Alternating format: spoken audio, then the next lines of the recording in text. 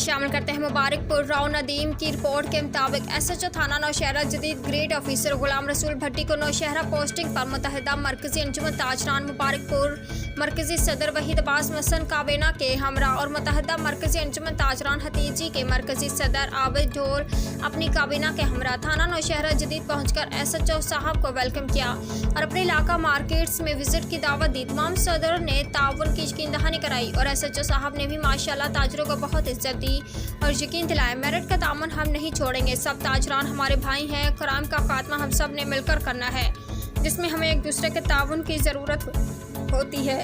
नफरत इंसान से नहीं जुर्म से है। एसएचओ साहब ने चौकी इंचार्ज मुबारकपुर और हतीजी भी थाने मौजूद थे। उन्हें बताया ताजरान पाकिस्तान रीढ़ की हड्डी है। शरीफ शहरी शरीफ ताजर की इज्जत हम सब का फर्ज है और कानून का एहतराम ताजर और शहरी की जिम्मेदारी है। नौशहरा जदीद मंशियात और क्राइम का खात्मा करके दम लेंगे। जुराइम पेशा लोगों के लिए कोई रायत की गुंजाइश नहीं होगी।